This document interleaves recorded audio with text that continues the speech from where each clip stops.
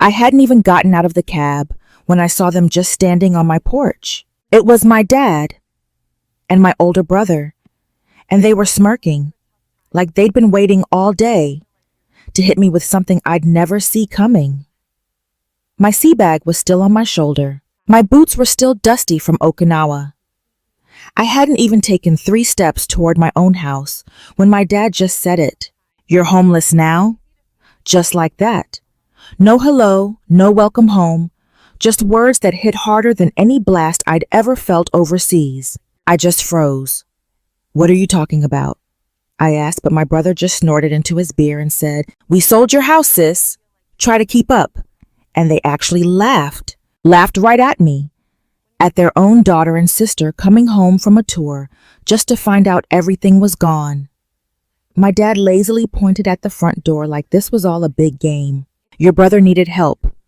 Family makes sacrifices for family. You weren't here. You didn't need the place."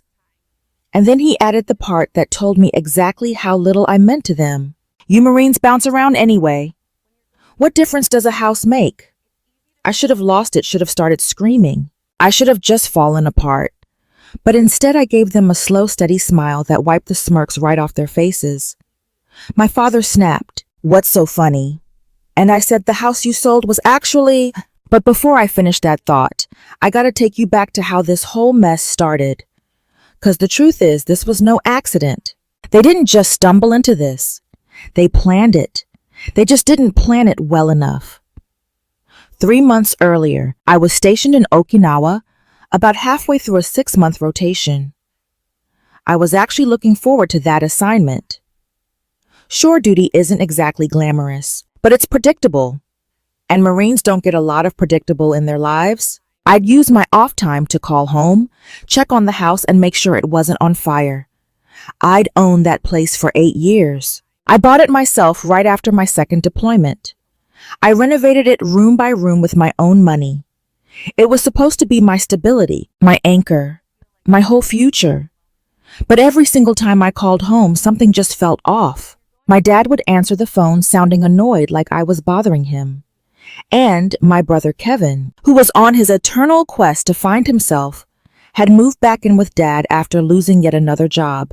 Whenever I asked what he was doing to get back on his feet, Dad would always defend him. "He just needs a little time. He's working on it. Don't be so judgmental. Rebecca." I'd hear dishes clattering in the background, voices I didn't recognize. One time I heard someone yell, "Did she send the money yet?" And the call dropped 2 seconds later.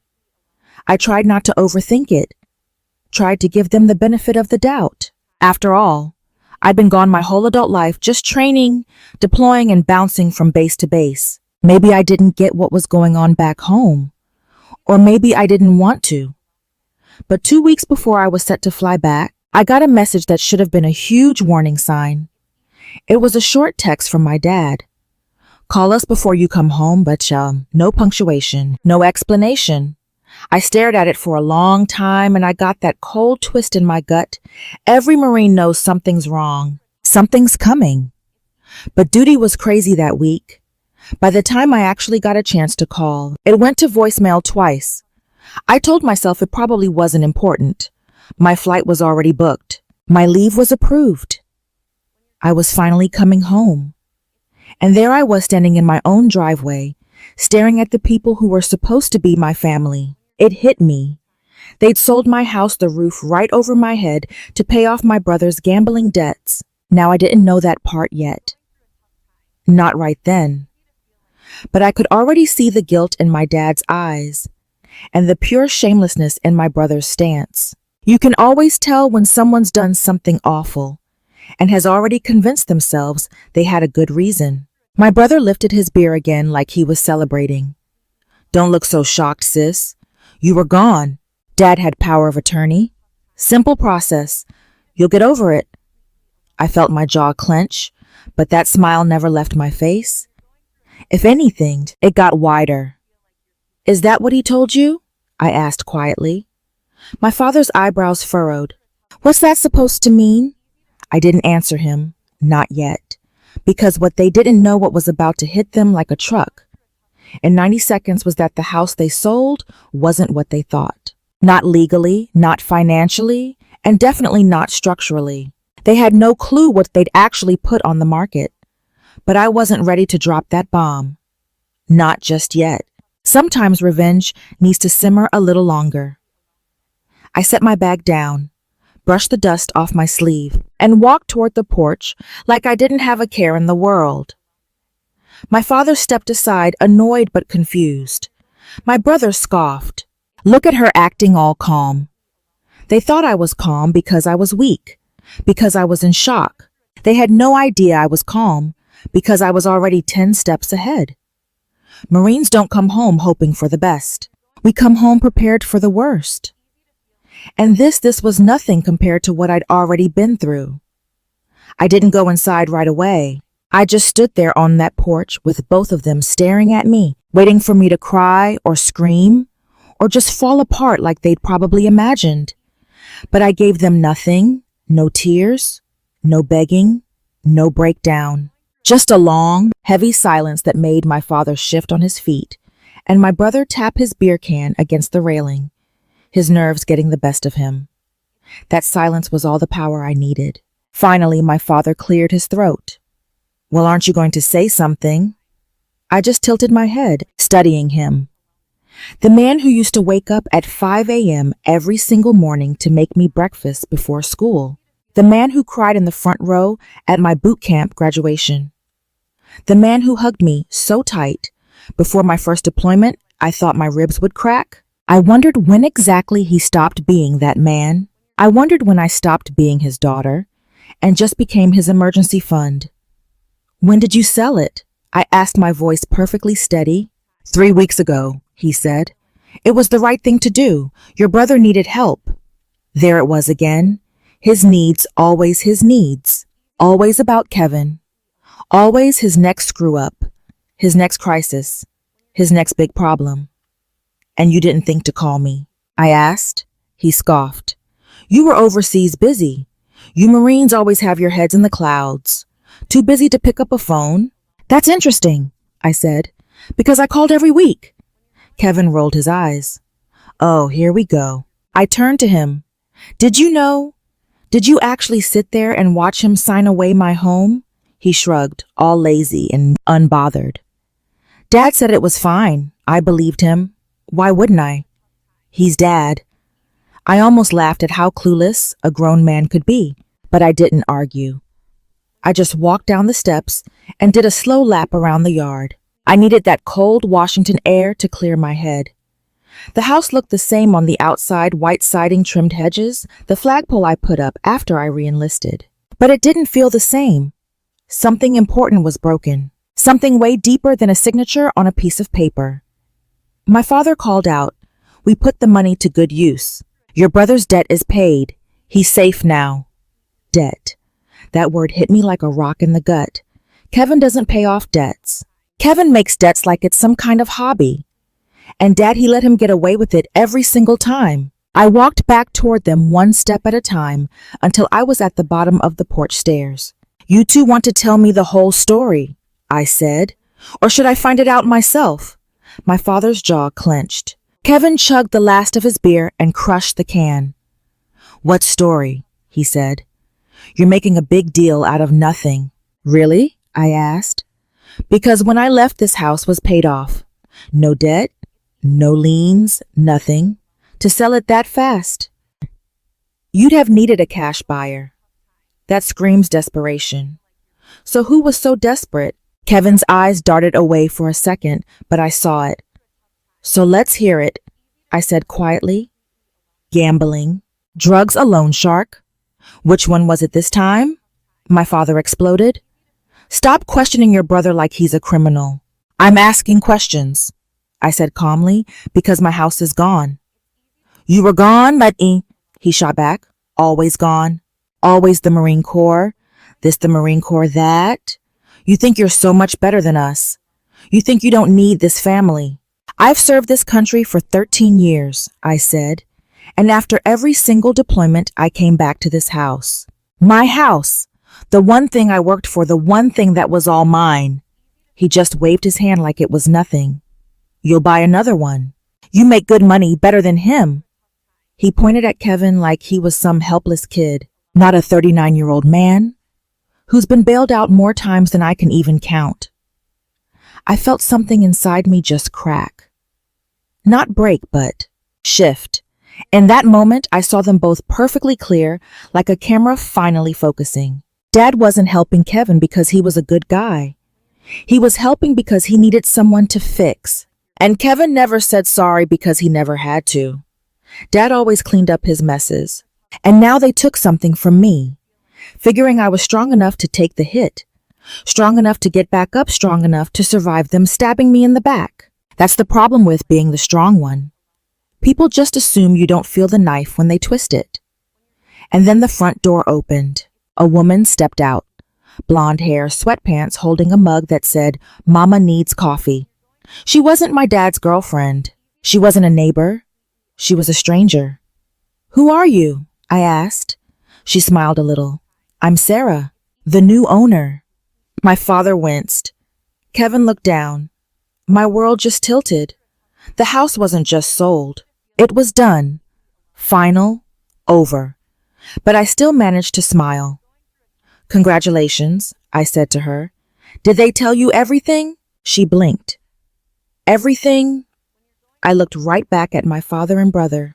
Their faces went pale, just a little, but enough for me to know I wasn't the only one in deep trouble. I turned to Sarah. "Did they tell you that the house you bought?" I just stood there letting the silence hang. My dad started squirming and Kevin was holding onto that railing for dear life. "It's not actually in their name." Sarah looked totally lost. My dad's voice shook. "Rebecca, stop." But I was just getting started. "Not even a little?" Sarah just stared at me. She didn't know if she should be nice or run back inside the house she thought was hers. You could just tell she's the type who's hated conflict her whole life. Super gentle and polite. The kind of person who says sorry when you bump into her. And now she's stuck in this nightmare she knew nothing about. She gripped her coffee mug. "What do you mean it's not in their name? What about the paperwork?" "I'm sure the paperwork looked real," I said, my voice steady. "But paper doesn't always tell the whole story." I stared at my father. I let the silence stretch out, made him sit with what he did. His face got beet red, that mix of shame and pure anger. Kevin mumbled something I couldn't hear, but he wasn't smirking anymore. They both knew I wasn't playing around. They knew I had something they weren't expecting, something they didn't plan on, when they used my power of attorney, like it was a winning lottery ticket. "I don't get it," Sarah whispered. "Your father told me." "My father says a lot of things," I cut in. "Let me ask you, when you bought this place, who was the guy handling it?" She looked over at my dad and then back to me. "A guy named Parker. He said he was helping your family with everything." I had to close my eyes for a second. Parker. Of course. It had to be Parker. An old buddy of my dad's, always running some kind of angle or deal. The guy lived in that gray area where money and property get messy. He's the kind of guy who'd show up to my dad's wedding barbecue, bragging about flipping houses he never even touched. The kind of guy who knows how to make a buck off someone else's problems. "Did you have a lawyer with you when you signed?" I asked. She shook her head. "He said we didn't need one. He said the family just wanted it done quick." Her voice kind of cracked on that last word. "Quick. Yeah, that's how they get you. Quick sale, quick paperwork, quick lies. Everything gets destroyed quick." My dad stepped up behind me. "Rebecca, that's enough. You're scaring her." I turned to face him real slow. "Scaring her? You sold her a house you didn't own. You stole from me, and you dragged her right into the middle of it." My voice was quiet, but there was an edge to it. The Marines taught me you don't have to yell to be in control. Being quiet, controlled, that's where the real power is. My dad rubbed his forehead and said, "You weren't even here. You didn't need this house. We did what we thought was best." "What you thought was best," I repeated. Or was it just the fastest way to bail Kevin out of his latest mess? Kevin went rigid. "It wasn't a mess. It was a misunderstanding. A misunderstanding that cost thousands of dollars, I shot back. Or was it tens of thousands? Let me guess. Gambling poker? Or did you finally move up to the big leagues with loan sharks? He just stared away, his jaw clenched. That told me everything. I looked back at Sarah. How long have you lived here? A week, she said, her voice barely a whisper. We just moved everything in. And you didn't think it was weird how fast it all happened? She paused. Your father said you were overseas and needed the cash for something. He told me you agreed. I finally let out a breath I'd been holding for months. This wasn't just them stabbing me in the back. It was a total scam. A planned-out, deliberate scam they pulled while I was on the other side of the planet, wearing the uniform of a country that trusted me. Sarah, I said softly, I'm sorry you got caught in the middle of this, but they had no legal right to sell this house. Not really. I reached into my pocket and pulled out a folded paper, a copy I'd carried with me since I got back. Her eyes scanned the page as I held it up. This house was bought with a VA home loan. That means there are special protections, special rules. They can't just sell it without me here, without my okay, without doing the proper paperwork. I looked over at my dad. That's a federal problem, not a family problem. Sarah's eyes got wide. My father's face went white. Kevin's whole tough guy act just vanished. He looked like a kid caught with his hand in the cookie jar. I kept going. A power of attorney lets you handle bills, repairs, emergencies. It does not give you the right to sell property backed by the government without filing a bunch of forms, and none of that was done. Sarah put a hand to her chest. Are you saying this sale isn't legal? I'm saying, I said slowly, that this isn't what you think, and sadly you're going to need a lawyer to sort this out. My father stepped forward, his voice shaking with anger and fear. Rebecca, don't do this. We're family. That didn't stop you, I said. Family didn't seem to matter when you needed some quick cash. It was for your brother, he yelled. And what about me? I asked, my voice low. When did I stop being your daughter? When did I become someone you could just throw away? For the first time since I'd shown up, he had nothing to say. Sarah finally spoke again. What do we do now? I said, get a lawyer. And you tell them everything. And you stop talking to my father, unless it's through your lawyer. Because the deeper you get tangled up in this, the worse it's going to be for you. She nodded slowly, holding her mug like it was a lifeline. My father pointed a finger at me. You're ruining everything. I shook my head. No, you ruined everything the moment you saw my service as a payday instead of a sacrifice. Kevin mumbled something about a Marine attitude, but I barely heard him.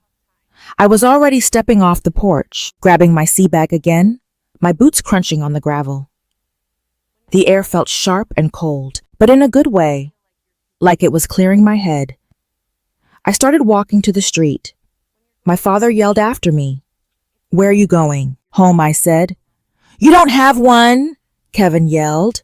I turned to look at them, the porch light making them look like dark shapes. That, I said, is what you think. And then for the first time since I'd been back, I actually felt calm because they had no clue how much trouble they'd just made for themselves. No idea what was coming. No idea how unprepared they were for the fallout. And I didn't have to scare them with the details. Fear works best when you leave things to the imagination. I didn't sleep that night. I checked into a cheap motel on the side of the road, the kind with a buzzing sign, and an AC unit that rattled louder than the highway. I dropped my sea bag on the chair, sat on the bed's edge, and just stared at my phone. My dad's number flashed on the screen 3 times before I finally flipped the phone face down and let it ring. I just wasn't ready to talk to him. Not with my chest feeling this tight, and my heart still pounding whenever I replayed that moment on the porch. I kept seeing Sarah's shocked face, Kevin's guilt trying to pass as toughness, and my father, his rage, his excuses, and him insisting that he did it all for the family. It's funny how people use the word family when they need something from you, but they forget it real quick when you need them. The motel smelled like stale carpet and lemon cleaner.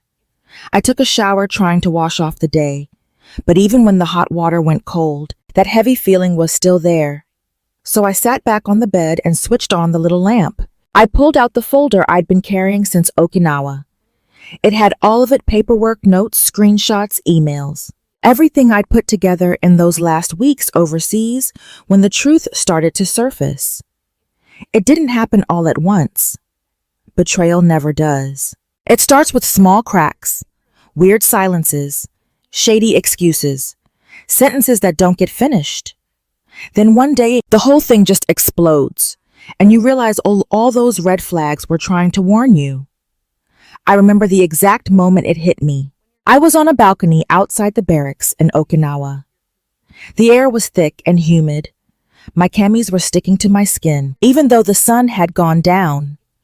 The cicadas were screaming so loud, it felt like they were trying to drown out my thoughts. My phone buzzed in my hand. Another notification, just some automatic alert. I almost ignored it, but then I saw it. Property ownership update. And every instinct the core beat into me screamed at me to stop and read it. The message was short. It didn't explain a single thing. Just a digital confirmation that an ownership change was processed. Not done, not verified, just processed. My name was still on the house, but another name had been added. It was blurry and complete, like someone started the transfer and then just stopped. I called my dad immediately, no answer. Called again, straight to voicemail. I texted him, nothing back. Then I tried Kevin, knowing he'd just duck my call. He did.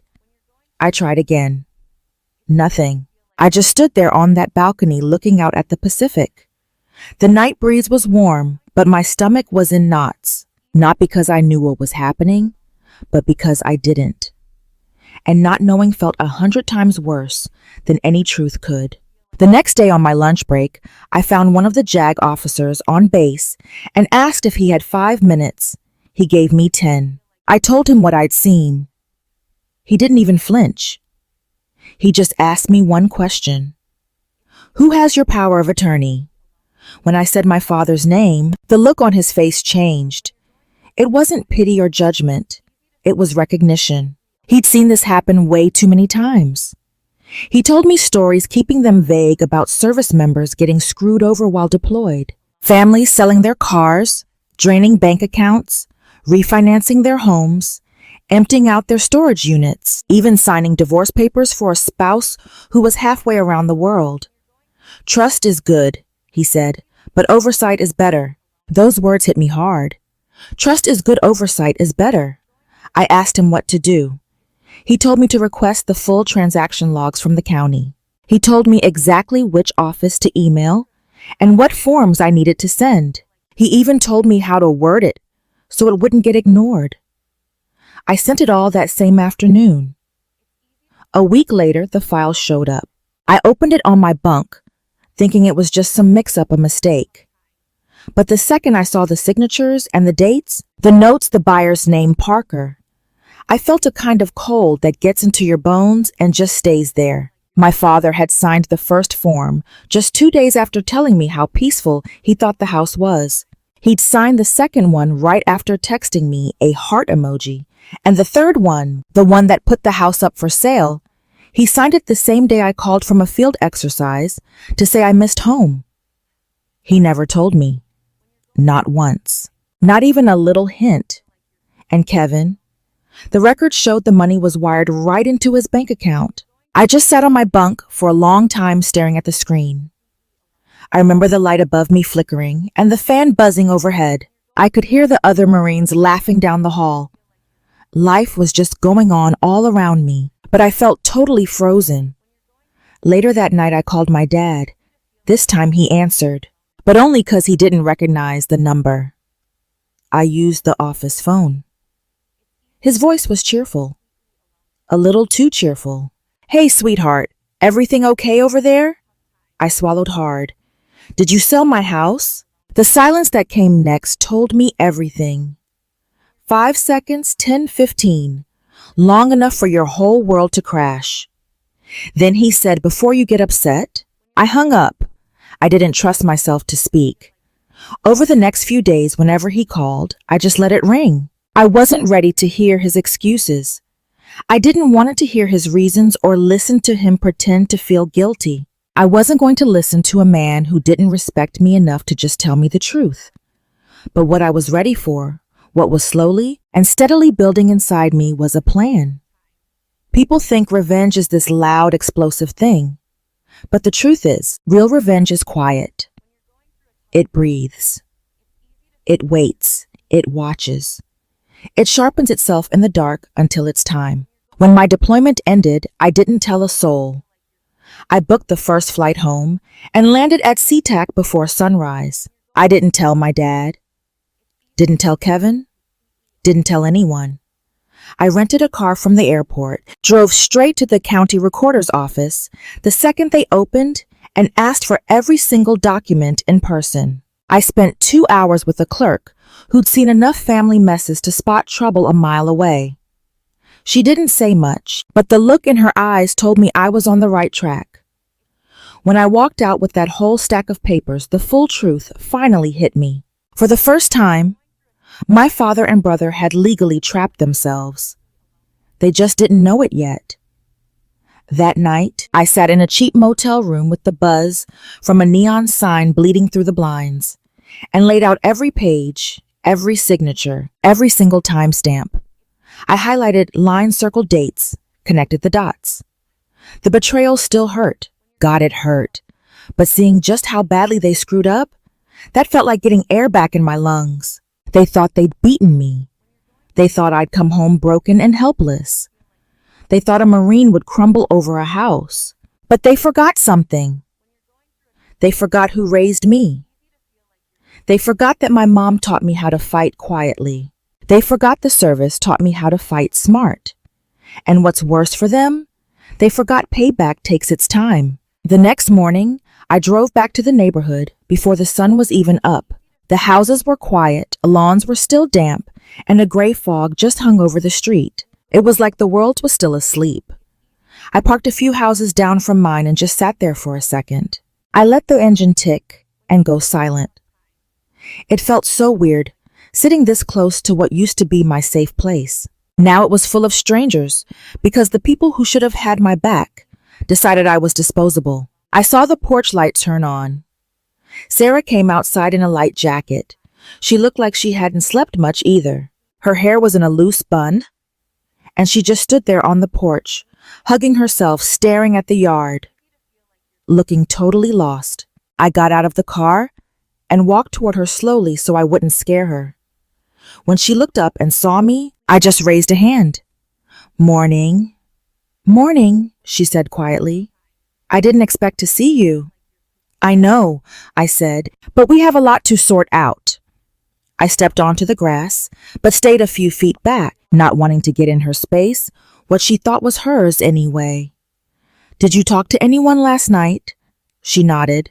"My husband? He's flying in tonight. He said we'll call a lawyer first thing tomorrow." Then she paused and added, "I didn't tell your father." "Good," I said. "Don't." She let out a shaky breath and sat down on the porch step, her coffee mug trembling a little. "I don't get how this happened.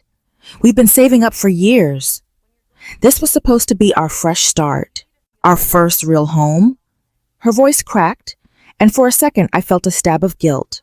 Not because I'd done any of this, but because my dad's mess was now hurting someone who didn't deserve it. I sat down on the step beside her.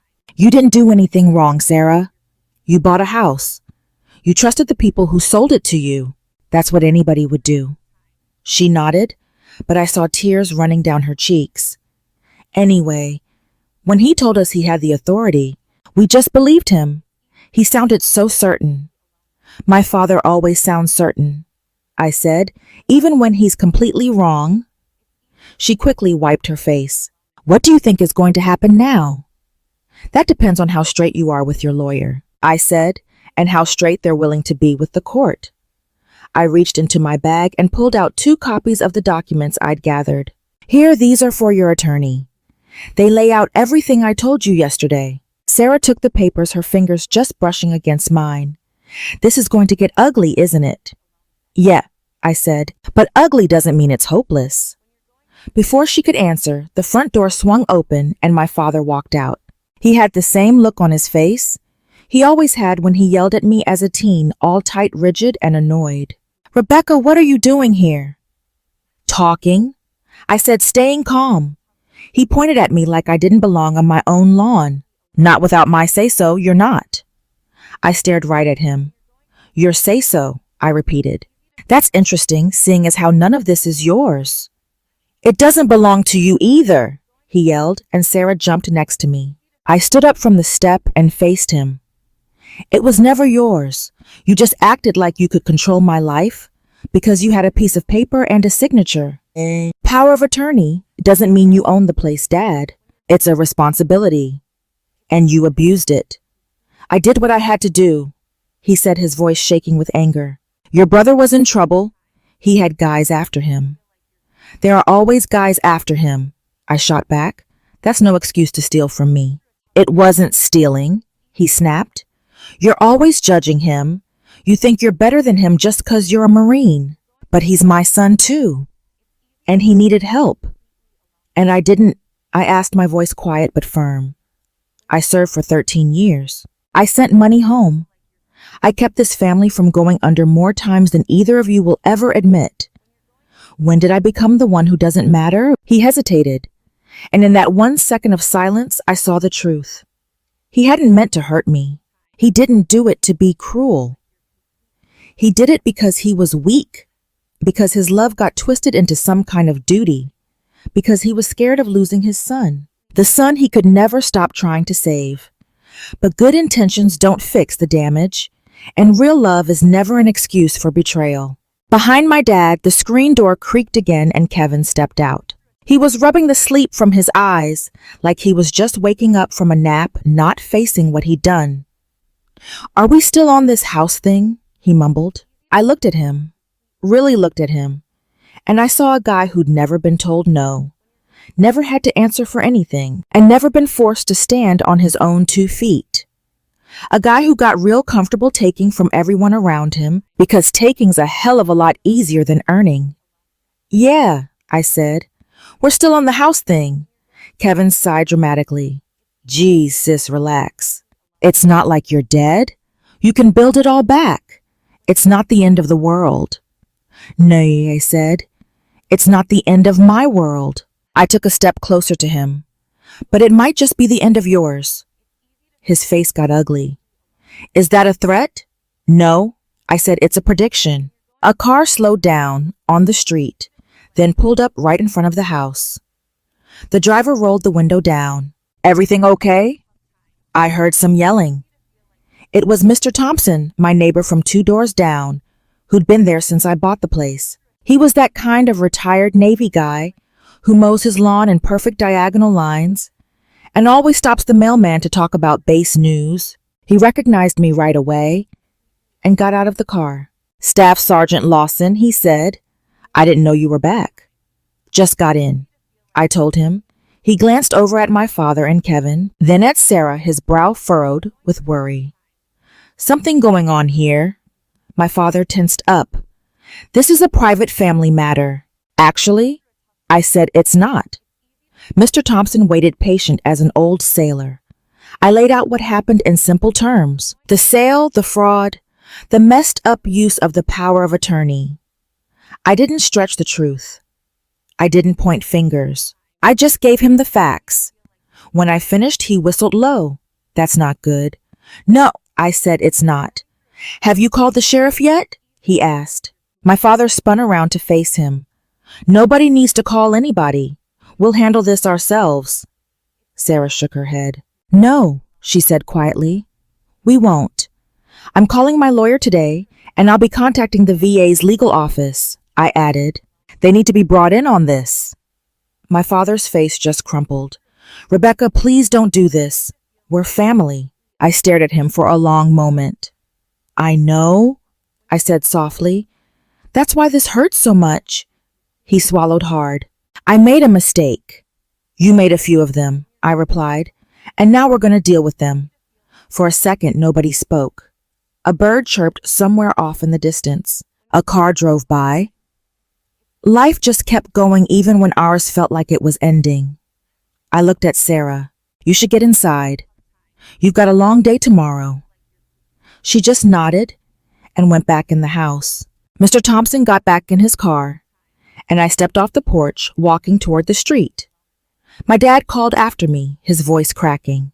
Where are you going? To do what you should have done, I said without turning around. Tell the truth. I spent the rest of the morning at the sheriff's office, a place I'd only been to once before when I registered my address after my deployment. Back then it was easy. Just a few signatures, a polite hello, and an older deputy who thanked me for my service and handed me a pamphlet. But this time, the whole vibe was different. I wasn't Staff Sergeant Lawson just checking in. I was the woman walking in with a folder of proof that my own family broke federal laws while I was serving my country. The deputy at the front desk recognized me right away. He was near retirement age with silver hair and glasses low on his nose. Well, I'll be, he said. Back in town already, Lawson. Came home to a problem, I told him. He looked all the way up, studying my face and the folder I was clutching to my chest. He nodded slowly. Let me get Lieutenant Donahue. A few minutes later, I was sitting across from Donahue in his office. He was younger than the deputy out front, but older than me, maybe late 40s, with that tired look you get from 20 years of cleaning up other people's messes. I put the folder on his desk. He opened it, scanned the first couple of pages, and let out a long, quiet sigh. Your dad signed these, yes? And the buyer? Parker, you know him. Unfortunately, I said. Donahue kept flipping through the pages, his face getting tighter with each one. VA-backed property illegal use of a POA, a rushed sale, no lawyers, no court approval. This isn't small. He leaned back in his chair. This is a real mess. I know. He rubbed his chin, thinking. The sale can't go through legally. And your father and brother? Well, they might have broken more than one law here. I'm aware. He closed the folder gently like it might break. I'll have to send this to the county prosecutor, and we'll need statements from everyone. You, the buyer, your dad, your brother, the middleman. What's his name? Parker. He shook his head. He's been on our radar before. Of course he was. Lawson, he said carefully. Are you sure you want to go through with this? Once we start this, there's no going back. It's all going to be public. It's going to get messy. It'll destroy your father's reputation, maybe worse. I took a slow breath. Lieutenant, he broke my trust. He used my deployment to take something I spent years of my life building. If I let it slide because it's hard, then every service member with family problems is at risk. Donahue nodded. All right then, we'll start today. For the next hour, I sat with a young female deputy who typed out my whole story while Donahue made calls. I told her everything. Signing the power of attorney, the emails when I was in Okinawa, the calls he never returned, that text from Kevin the night on the balcony when I found out the house wasn't mine, the rushed sale, the fight on the porch, how Sarah got pulled into it. The deputy typed fast, only stopping to check dates and names. When I was done, she just looked up and quietly said, I'm so sorry. Her saying that almost broke me. I just nodded and said, thank you. When I walked out of the sheriff's office, the afternoon sun was high, heating up the pavement. I felt this weird mix of being wiped out, but also totally clear-headed. This wasn't revenge anymore, not in some childish way. This was about making things right, and that takes real work. Sarah called me later that afternoon. Her voice was shaking when she told me her lawyer confirmed everything the sale was a sham, and she had every right to sue. Not just to undo the sale, but to make both Parker and my dad pay for the damages. I didn't want any of this, she said. I just wanted a house. I know, I told her gently, and you'll get one? But this whole mess has to be fixed first. She then asked if I'd be willing to talk directly to her lawyer. I said yes. An hour later, I was on a conference call, going through every single detail again. letting the lawyer jump in, ask his questions, and confirm all the dates. The more I talked, the calmer I got, like every word was taking a little more weight off my shoulders. But the real showdown was still coming. Around 8 that night, just as the sky was turning that deep blue color, my phone rang again. This time it wasn't Sarah. It wasn't the sheriff's office. It was my dad. For a second, I thought about letting it go to voicemail, but something in me, maybe the part that still remembered the dad he used to be, made me pick up. He didn't yell this time. His voice was small and tight, almost like it could break. Rebecca, the sheriff's department, came by. I know. They said you filed a report. I did. He let out a shaky breath. You didn't have to do that. I closed my eyes. I gave you every chance to be honest. You chose not to. I made a mistake, he said again, like if he kept repeating it, it would actually mean something.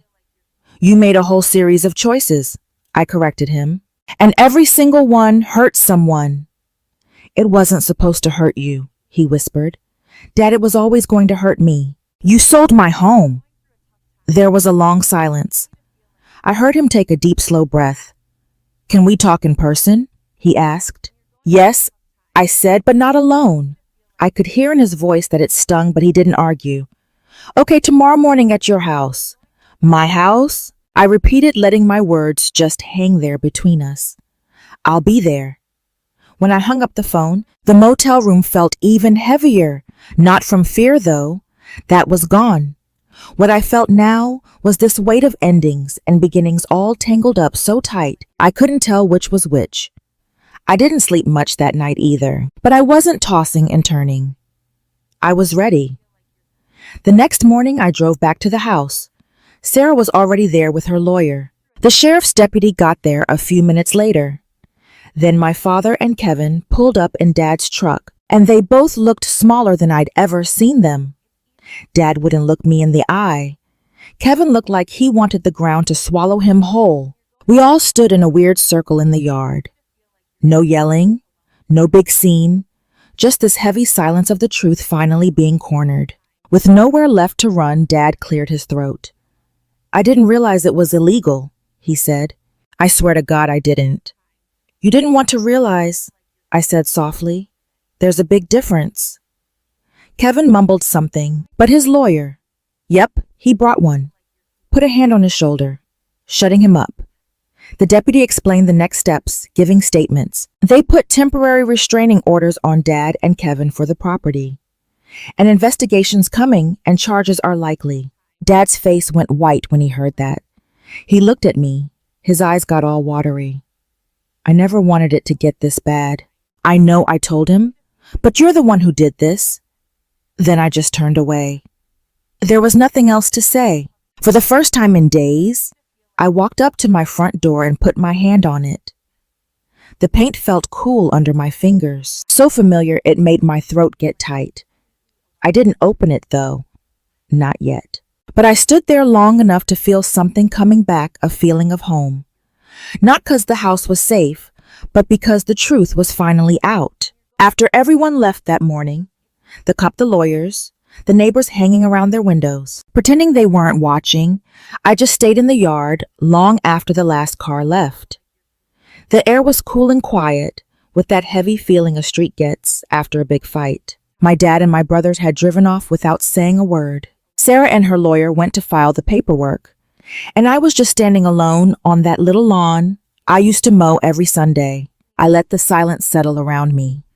It felt like a blanket, and I didn't know if I should pull it closer or just shake it off. I finally opened the front door, real slow and careful.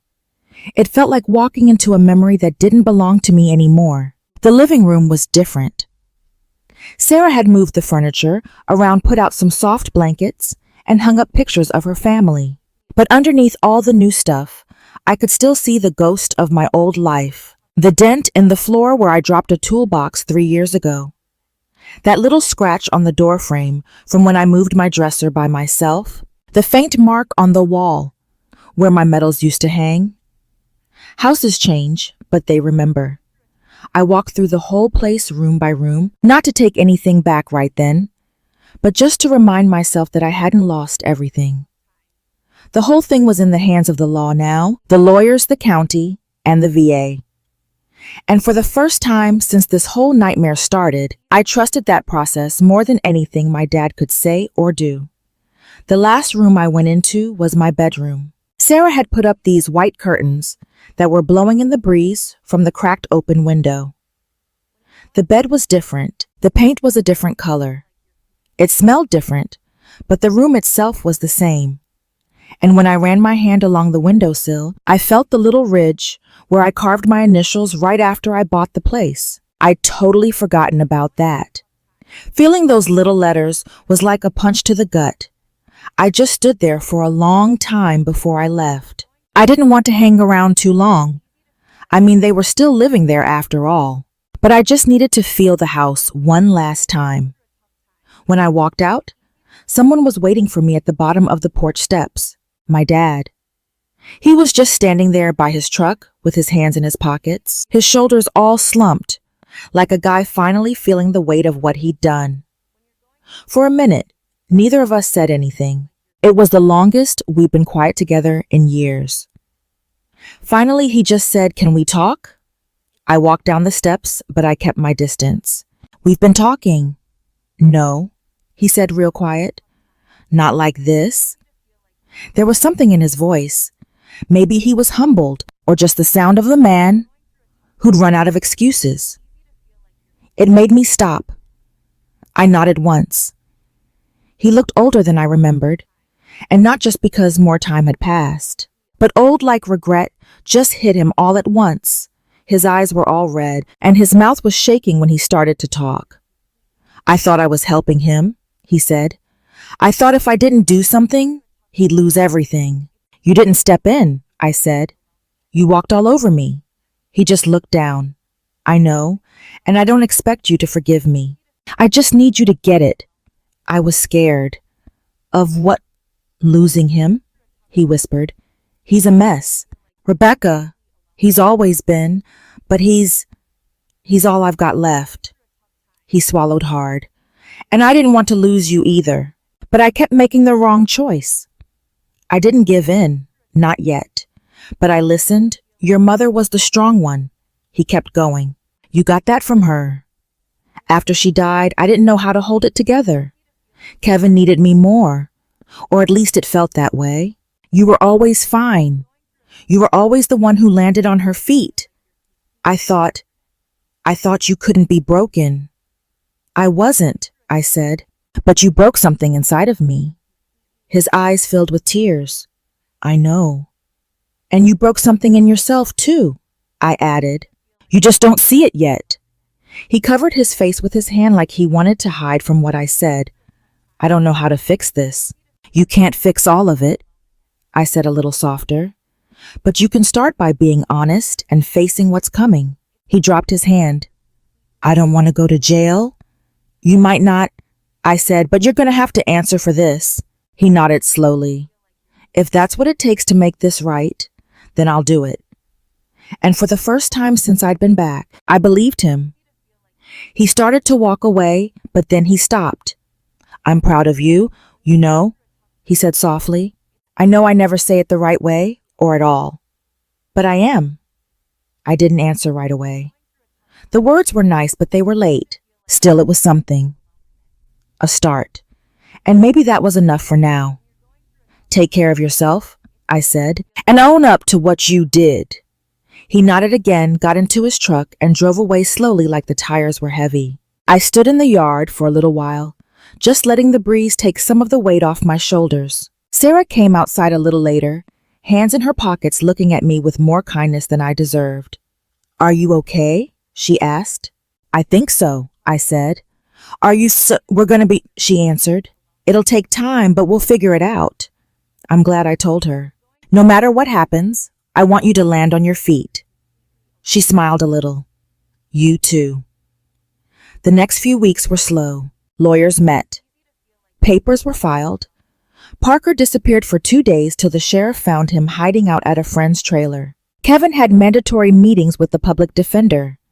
My father gave a statement for 3 hours that left him pale and shaking, but he saw it through. He faced what he'd done. After a mountain of legal paperwork, the sale was officially canceled. Sarah and her husband got their money back from a county fund while they went after Parker for compensation. My house was mine again, though it would still be months before things settled down enough for me to move back. But that was okay. Healing takes time. The day I finally walked inside as the owner, again I went through each room slowly feeling all the memories come back. This time, though, there was something else. Peace. Not perfect, not complete, just a quiet kind of acceptance. A gentleness I hadn't felt in years. I stood in the middle of the living room and just whispered, "I'm home." But it was so much more than that. I wasn't just back. I felt whole again. The betrayal didn't totally break me, and forgiveness didn't just erase it. It just softened the sharp edges of the pain. And if you take anything from my story, it's this. Your own family can fail you. People will disappoint you. The people you love the most can be the ones who hurt you the deepest. But you don't lose who you are just because someone else lost their way. You don't stop deserving your spot in this world just because someone tried to take it away. And sometimes, every once in a while, the hardest trips are the ones that teach you the most. If my story hit you in the feels or made you think of someone in your life, or if you've ever had to go through something all by yourself, feel free to share what happened. And if you want more stories like this, I'd be really grateful if